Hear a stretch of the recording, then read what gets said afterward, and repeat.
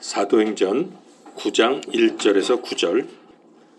사울이 주의 제자들을 치려고 여전히 위협과 살기를 내뿜으며 대제사장에게 가서 다마스쿠스의 회당들에 가져갈 편지를 그에게 요청하니, 이것은 그가 이 길에 속한 사람을 만나면 남자와 여자를 막론하고 그들을 결박하여 예루살렘으로 잡아오려 함이더라.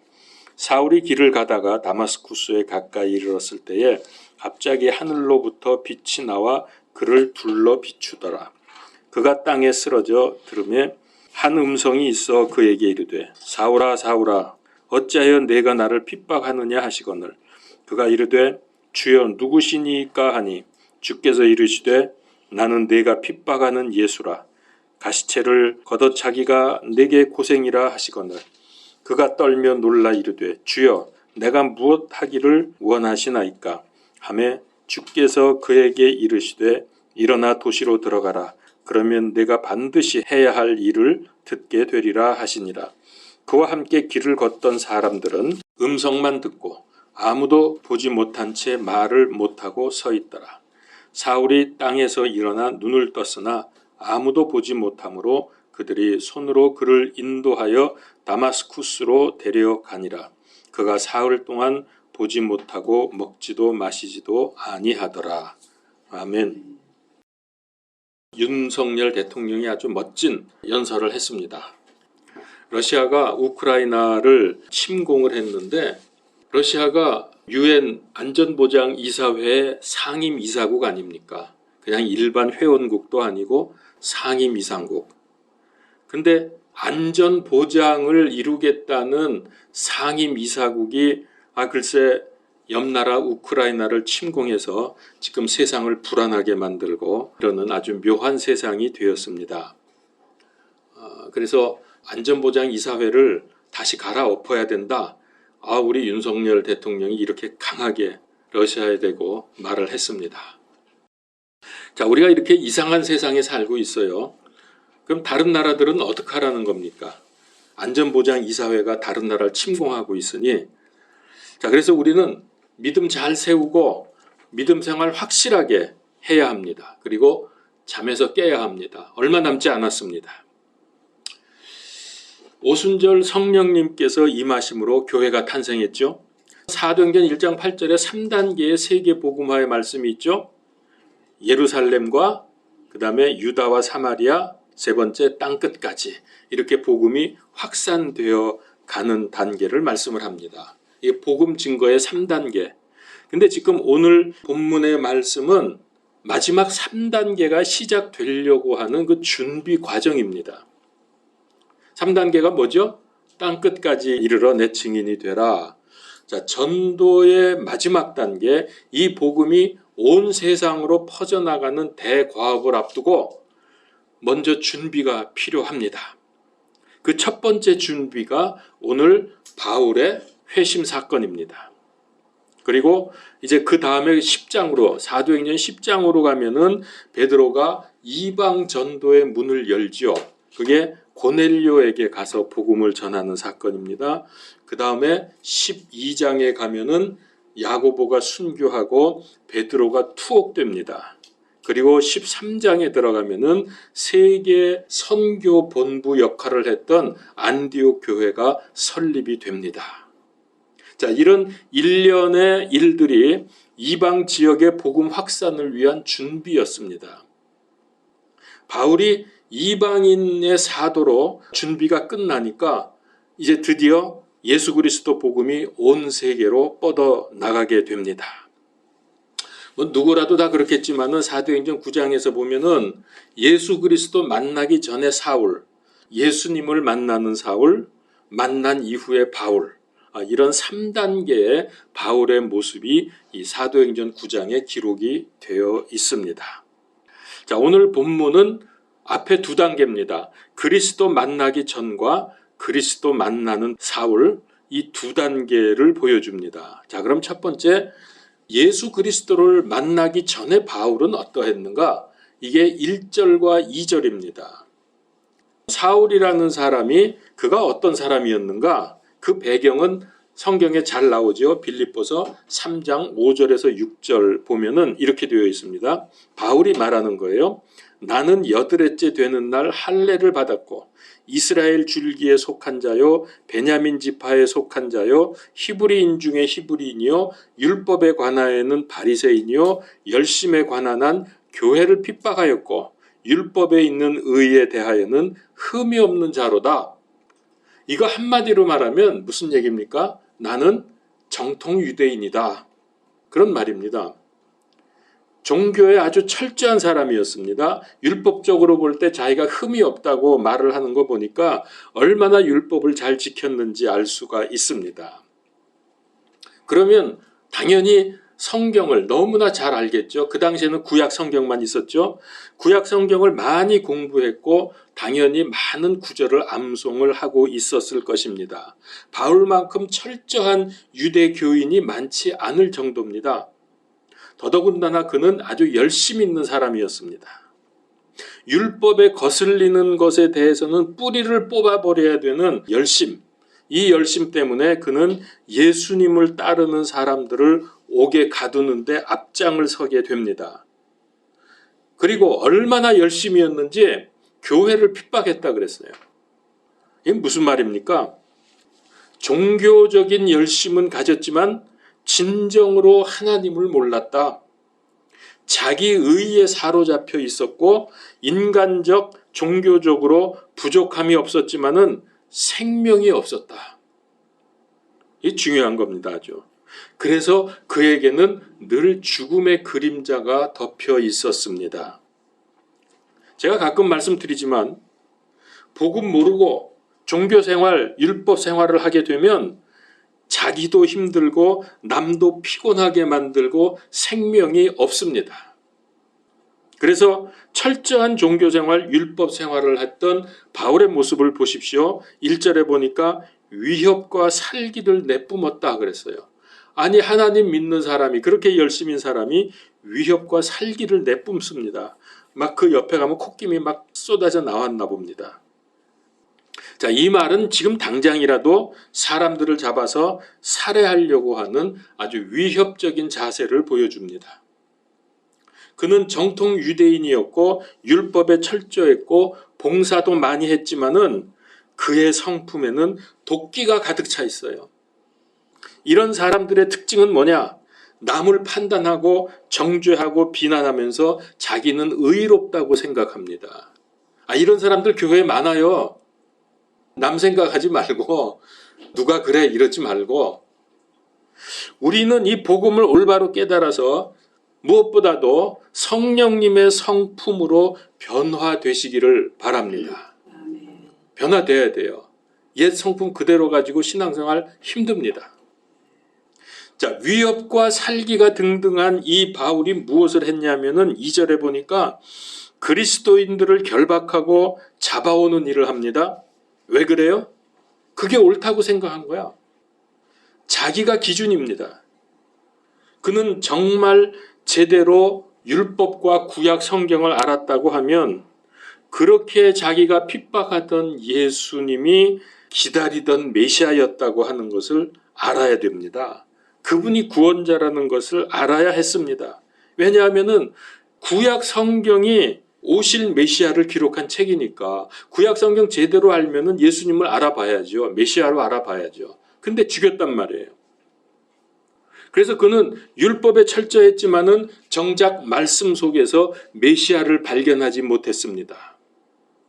자기 울타리를 벗어나지 못했습니다. 그러니까 그리스도의 제자들을 잡으러 다니는 거예요. 우리말에 선머슴이 사람 잡는다 그러죠. 이게 무슨 말인지 아시죠?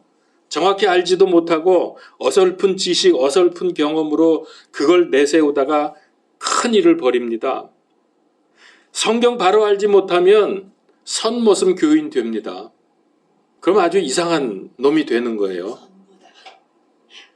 선무당? 선무당. 선무당인가? 자, 하여튼 바꾸고 선무당이 더 맞는 것 같아. 예. 그렇게 신앙생활, 그러니까 교회 생활하면 선무당 교인이 돼요. 바울이 본래 나쁜 사람이 아닙니다.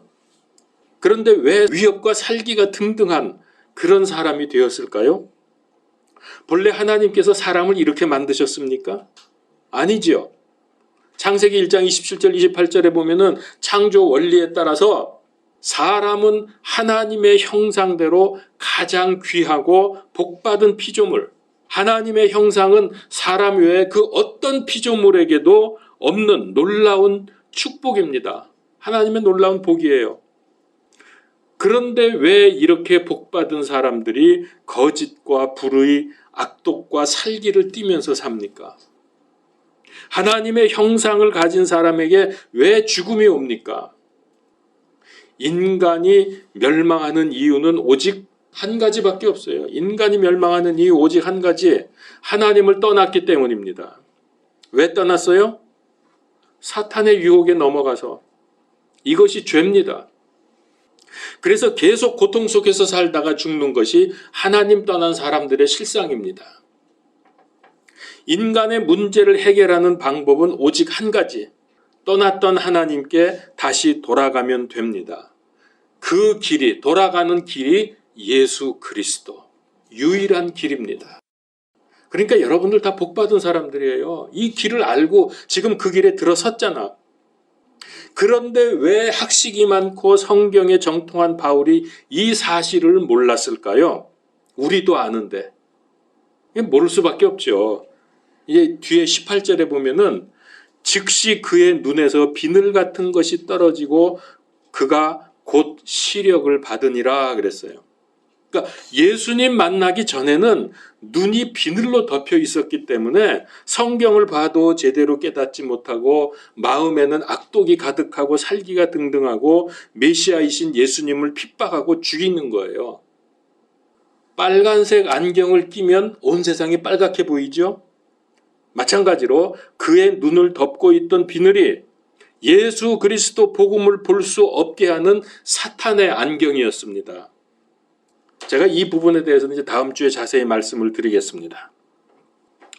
자, 이게 예수님 만나기 전에 사울의 모습입니다. 자, 두 번째는 3절부터 5절인데 예수님을 만나는 바울입니다. 제가 한번 다시 읽어보죠. 3절에서 5절. 사울이 길을 가다가 다마스쿠스에 가까이 이르렀을 때에 갑자기 하늘로부터 빛이 나와 그를 둘러 비추더라. 그가 땅에 쓰러져 들음에 한 음성이 있어 그에게 이르시되 사울아 사울아 네가 어찌하여 내가 나를 핍박하느냐 하시거늘 그가 이르되 주여 누구시니까 하니 주께서 이르시되 나는 내가 핍박하는 예수라. 가시채를 걷어차기가 내게 고생이라 하시거늘. 자, 이게 이제 만나는 과정입니다.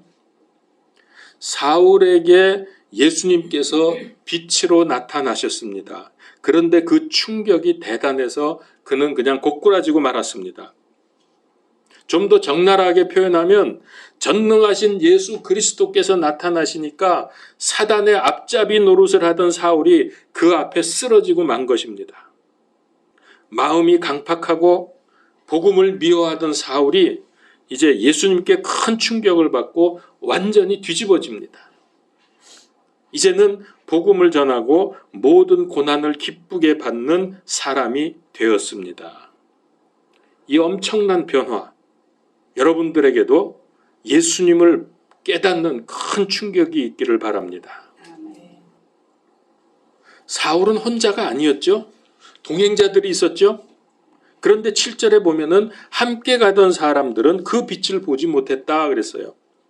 같이 가다가 사울은 예수님을 만나서 충격을 받고 변화가 되었는데 다른 사람들은 보질 못한 거예요. 보지 못하는 사람들은 얼마나 답답합니까? 불쌍합니까? 그래서 우리가 이 말씀 우리가 제대로 마음에 새겨야 돼요. 우리가 지금 여기서 같이 앉아서 예배 드리잖아요.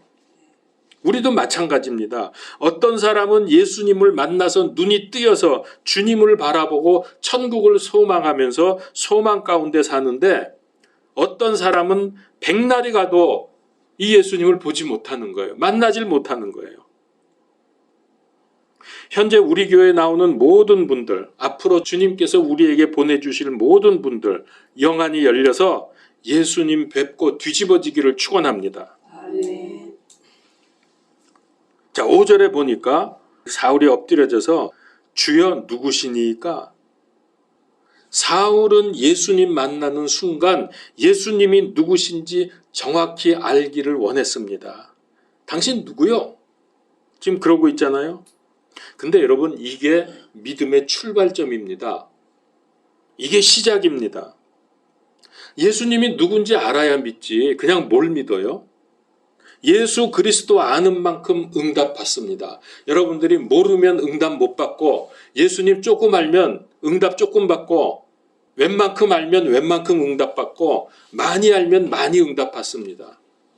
우리가 예수님을 완전히 알면 완전히 응답 받습니다. 근데 예수님도 이와 비슷한 질문을 했잖아요. 제자들한테 너희는 나를 누구라 하느냐? 내가 누군지 아느냐? 이거죠. 그랬더니 주는 그리스도시요 살아계신 하나님의 아들입니다. 여러분, 이런 분명한 고백을 하시기 바랍니다. 지난주였던가요? 빌라도가 예수님에게 네가 유대인의 왕이냐? 그랬더니 예수님이 기다 아니다 안 그러고 뭐라 그랬어요? 네가 지금 스스로 하는 말이냐? 아니면 들은 말 하는 거냐? 여러분, 정말로 나에게 있어서 예수님 당신은 나의 그리스도 구원자입니다. 그리고 당신은 하나님이십니다. 그 하나님의 아들이란 말은 하나님이란 뜻이에요. 사람의 아들이 사람인 것처럼. 이 고백이 내 인격으로, 내 전 인격으로 고백이 되어지기를 바랍니다. 예수님 믿는 사람을 잡으러 가는데 사울이 질문했잖아요. 당신이 누굽니까? 그랬더니 뭐라고 답변이 나왔어요? 나는 네가 핍박하는 예수다. 여러분, 한번 장면을 생각해 보세요.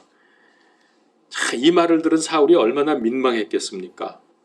그죠? 지금 예수 믿는 사람, 그리고 예수님 반대하면서 믿는 사람 잡으러 가는데 나는 네가 핍박하는 예수야. 참 얼마나 찔렸겠습니까?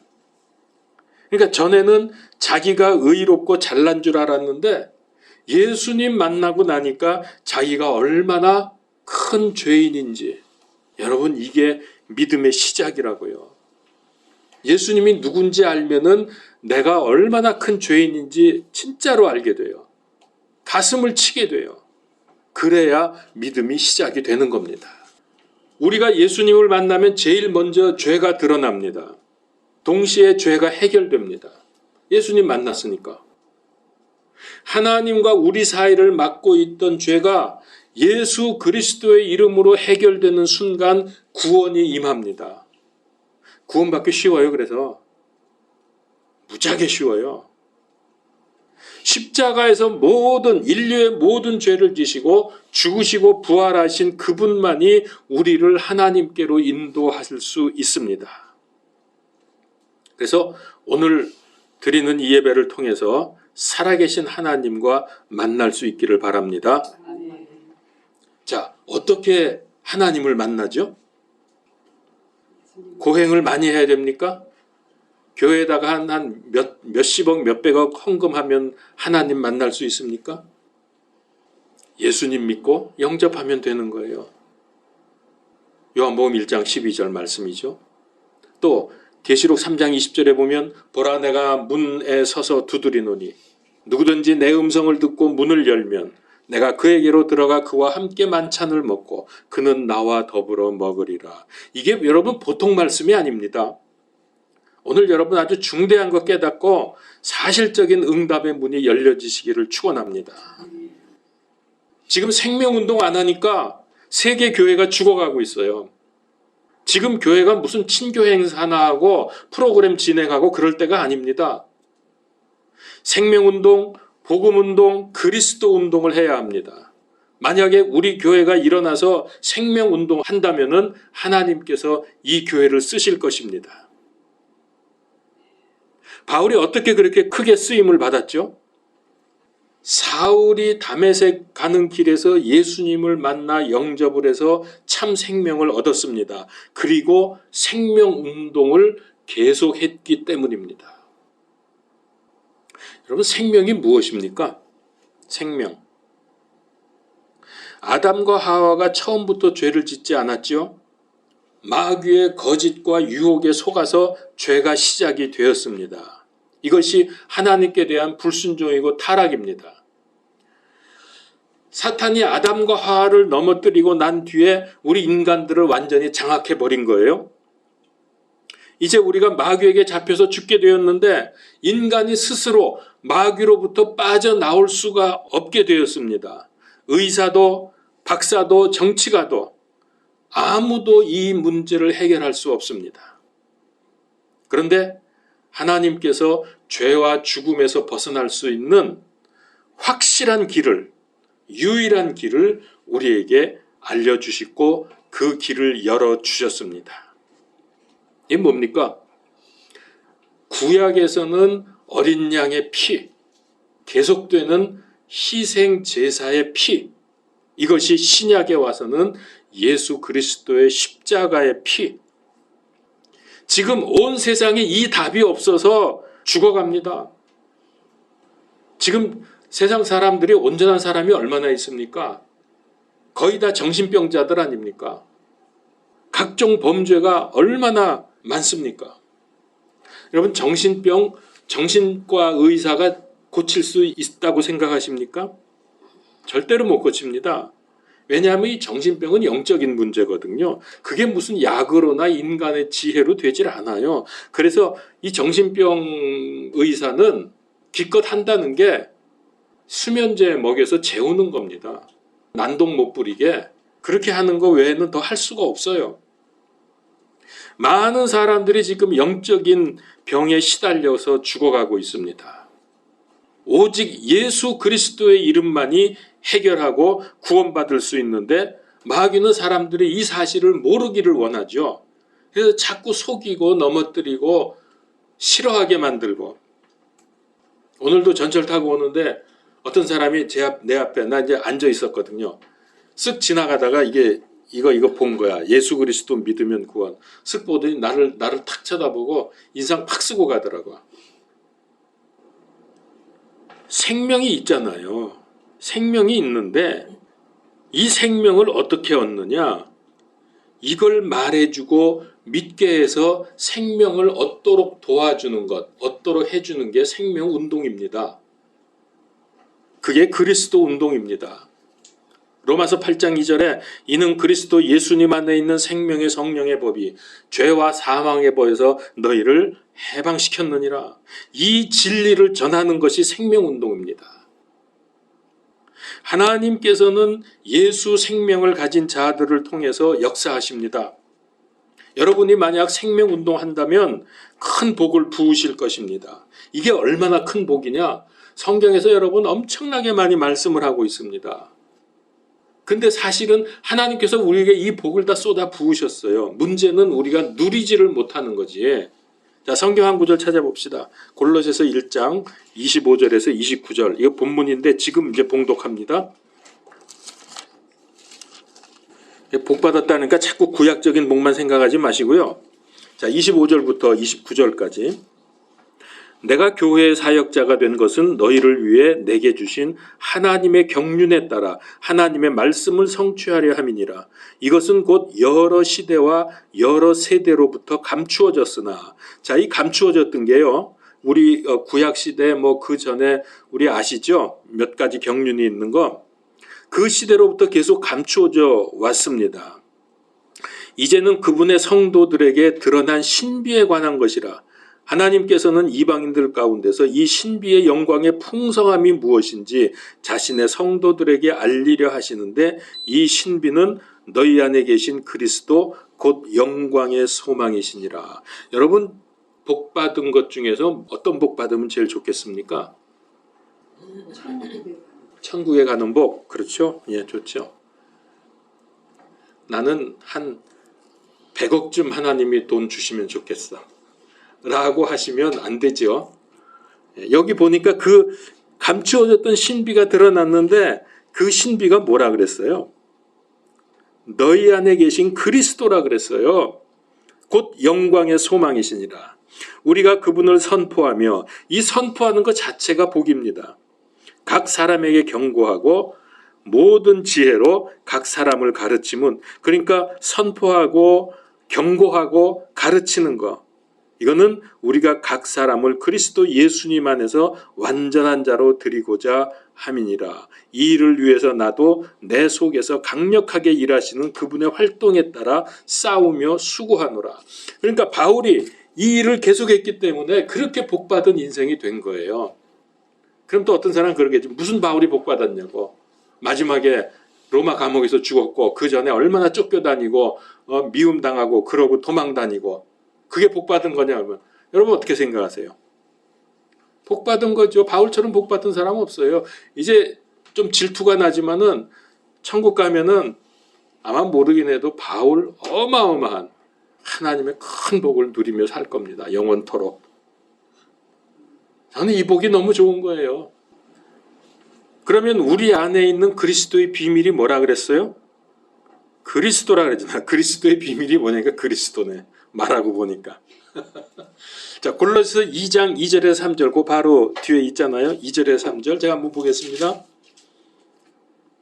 이것은 그들의 마음이 위로를 받고 사랑 안에서 함께 결합되어 깨달음에서 오는 충만한 확신의 모든 부요함에 이르며, 벌써 여기까지만 해도 얼마나 큰 복입니까? 모든 부요함에 이른다 그랬어요. 하나님과 아버지와 그리스도의 신비를 인지하는 데 이르게 하려 함이라. 그분 안에는 지혜와 지식의 모든 보화가 감추어져 있느니라. 그러니까 여러분, 그리스도의 신비, 그리스도의 비밀을 우리가 가졌고 그리스도가 내 안에 계시다고 하는 것, 성령님으로 내 안에 계시다고 하는 것은 이것보다 더 큰 복이 없어요.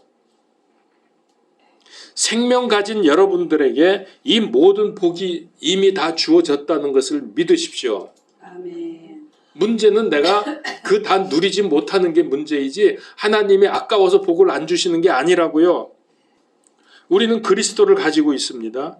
이게 영적으로 보면은 너무너무 놀라운 것입니다. 요한복음 14장 16절 17절 내가 아버지께 구할 터인즉 그분께서 다른 위로자를 너희에게 주사 그분께서 영원토록 너희와 함께 거하게 하시리니 곧 진리의 영이시라. 세상은 그들을 받아들이지 못하나니 이는 세상이 그분을 보지도 못하고 알지도 못하기 때문이라. 그러나 너희는 그분을 아나니 이는 그분께서 너희와 함께 거하시며 또 너희 속에 계실 것이기 때문이라. 아멘. 그러니까 이게 지금 뭐예요? 예수 그리스도께서 내 안에 성령님으로 지금 영으로 들어와 계시다는 거예요. 그래서 우리 속에 성령님께서 내 안에 내주하시고 인도하시고 역사하십니다.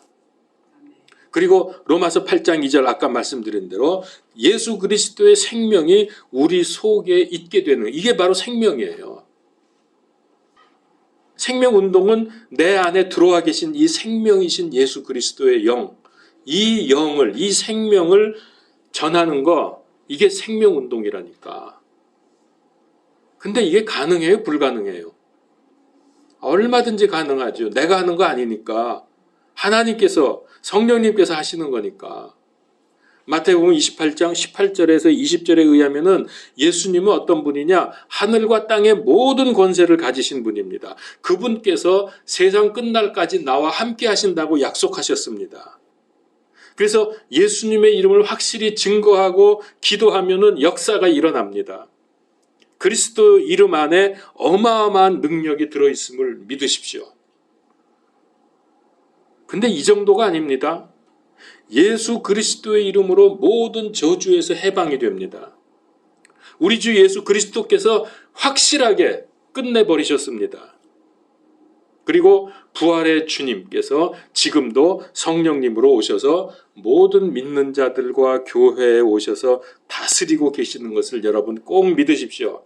여러분 눈에 안 보인다고 지금 뭐 우리끼리 있는 거 아니에요. 지금 여기 성령님께서 와 계시는 거예요. 우리 예배 현장에. 이건 믿어지십니까?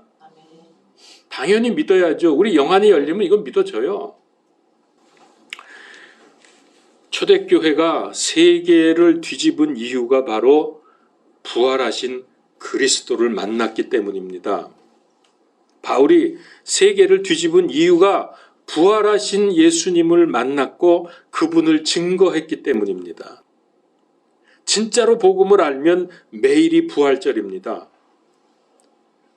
부활의 주님이 지금 우리의 예배 현장 이 자리에 와 계시고 나의 삶 속에 계시다는 것을 여러분 믿으십시오. 사도 바울이 많은 능력을 나타냈죠. 심지어 바울이 쓰던 손수건만 갖다가 병자에게 덮어도 병자가 벌떡벌떡 일어났어요. 어마어마한 능력을 나타냈습니다. 심지어 사람들이 예수님을 모르니까 바울이 이런 능력 나타내니까 신이 우리에게 내려왔다 그러면서 막 재물 갖고 와서 바울 앞에 놓고 경배하려고 할 정도로 이렇게 놀라운 역사를 일으켰습니다. 왜요? 어떻게 해서 그렇게 됐어요? 부활의 주님을 만났기 때문입니다. 계시록 2장 1절 그분은 지금도 오른손에 7 별을 붙잡고 7 금 등잔대의 한가운데를 거닐고 계십니다. 즉 무슨 말이냐? 지금 예수님이 교회에 함께 하신다는 말씀입니다. 이게 여러분 믿어져야 돼요. 주님 살아계십니다. 이것을 믿는 사람에게 하나님의 역사는 계속해서 일어납니다. 여러분 정말로 믿게 되시기를 주의 이름으로 축원합니다. 아멘. 적지 않은 교인들, 신학자들, 목사님들로 예수님의 기적과 부활을 믿지 못하는 사람들이 많습니다. 왜 그래요? 기본적으로 예수님이 누군지를 몰라서. 그래서 바울이 질문했잖아요. 주여 당신 누구십니까? 여기서부터 믿음이 시작이 되는 거라니까. 근데 이게 안 되니까, 이걸 모르니까 뭐 예수님이 뭐 누군데 뭐 죽었다 살아나냐, 그럴 수 있냐, 뭐 기적이 그게 믿어지냐, 이딴 소리를 한다고요. 오늘 말씀에서 바울이 부활의 주님을 만났습니다. 그분께서 강력한 빛으로 바울에게 나타나셨습니다. 그러면 이 예수님이 누굴까요? 예수님은 하나님이세요. 하나님이 나타나신 거예요. 사람이 부활할 수 있어요? 사람이 빛으로 나타날 수 있어요? 이건 하나님만 가능한 거거든.